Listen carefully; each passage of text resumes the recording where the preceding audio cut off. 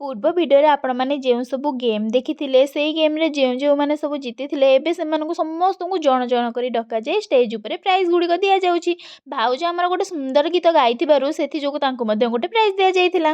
ଯଦି ଆପଣମାନେ ସେଇ ଭିଡ଼ିଓଟି ଏପର୍ଯ୍ୟନ୍ତ ଦେଖିନାହାନ୍ତି ତାହେଲେ ତଳେ ଯେଉଁ ଲିଙ୍କ୍ ଅଛି ତାକୁ କ୍ଲିକ୍ କରନ୍ତୁ ଆଉ ସେଇ ଭିଡ଼ିଓଟିକୁ ଏନ୍ଜୟ କରନ୍ତୁ। ମୁଁ କିନ୍ତୁ କେଉଁ ଗେମ୍ରେ ଜିତିନଥିଲି ବୋଲି ମନ ଦୁଃଖ କରି ବସି ପଡ଼ିଥିଲି। ଦେଖିଲା ବେଳକୁ ମୋତେ ବି ଗୋଟେ ଗିଫ୍ଟ ମିଳିଯାଇଥିଲା। ଲକି ଡ୍ରରେ ମୋ ନାଁ ଉଠିଥିଲା। ଜୀବନରେ ଆଜି ପର୍ଯ୍ୟନ୍ତ କେବେ କାହା ପାଇଁ ମୁଁ ଲକି ହେଇନାହିଁ, କିନ୍ତୁ ଆଜି ଦେଖନ୍ତୁ ଲକି ଡ୍ରରେ ନାଁ ଜିତି ଯାଇ ଗୋଟେ ଗିଫ୍ଟ ପାଇଯାଇଛି ମୁଁ ନିଜ ପାଇଁ। ସତରେ ସାଙ୍ଗମାନେ ବହୁତ ଖୁସି ଲାଗିଥିଲା, କାରଣ ପ୍ରଥମ ଥର ପାଇଁ ରାଜସ୍ଥାନକୁ ଆସିଥିଲେ। ରାଜସ୍ଥାନରେ ଆମର ଗୋଟେ ଗେଟ୍ ଟୁଗେଦର ପାର୍ଟିରେ ହିଁ ମୋତେ ଫାର୍ଷ୍ଟ ଟାଇମ୍ ପାଇଁ ମୋତେ ଗିଫ୍ଟ ମିଳିଯାଇଥିଲା।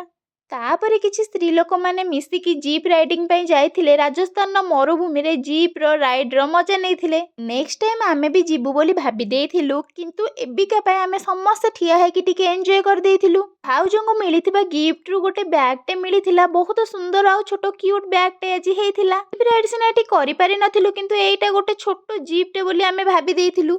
ଏଇ ଗାଡ଼ିର ବି ଗୋଟେ ବଢ଼ିଆ ନେମ୍ଟେ ଅଛି, ଆପଣମାନେ କମେଣ୍ଟ କରିବେ ବୋଲି ମୁଁ ଆଶା କରୁଛି। ମୁଁ ତ ଏଇ ଗାଡ଼ିକି ପ୍ରଥମ ଥର ପାଇଁ ଦେଖିଥିଲି, ସେଥିଯୋଗୁଁ ଯାଇକି ଟିକେ ଫଟୋ ଟିକେ ଉଠେଇ ଦେଇଥିଲି।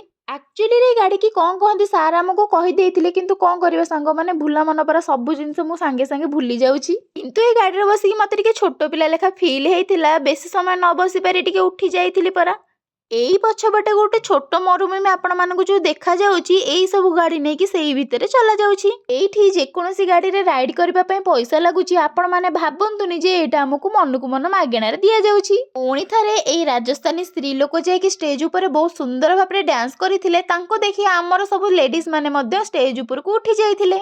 ସମସ୍ତେ ମିଶିକି ଏକାଠି ହେଇକି ଆଜି ଡ୍ୟାନ୍ସ କରିଥିଲେ। ତାପରେ ସେ ସ୍ତ୍ରୀ ଲୋକଙ୍କୁ ଅଳ୍ପ କିଛି ପଇସା ମଧ୍ୟ ଦେଇ ଆସିଥିଲେ। ସେରେ ମୋ ଫୋନରେ ଚାର୍ଜ ନଥିବାରୁ ଆଉ କିଛି ଭିଡ଼ିଓ ବନେଇ ନଥିଲି। ସିଧା ଆସିକି ଘରକୁ ଆପଣମାନଙ୍କୁ ଗିଫ୍ଟ ଦେଖେଇ ଦଉଛି। ପ୍ରଥମ ଗିଫ୍ଟ ଆମକୁ କମ୍ପଲସରି ସମସ୍ତଙ୍କୁ ଗୋଟେ ଗୋଟେ ଲେଖାଏଁ ବାଉଲ୍ ସେଟ୍ ମିଳିଛି। ଦ୍ୱିତୀୟ ଗିଫ୍ଟରେ ମୋ ପାଇଁ ଲକି ଡ୍ରର ଗିଫ୍ଟ ଅଛି।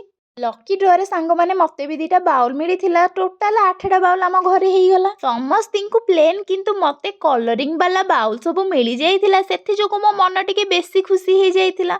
ପୁଣି ଦେଖା ହବା ନେକ୍ସଟ ଭିଡ଼ିଓରେ। ଜୟ ଜଗନ୍ନାଥ।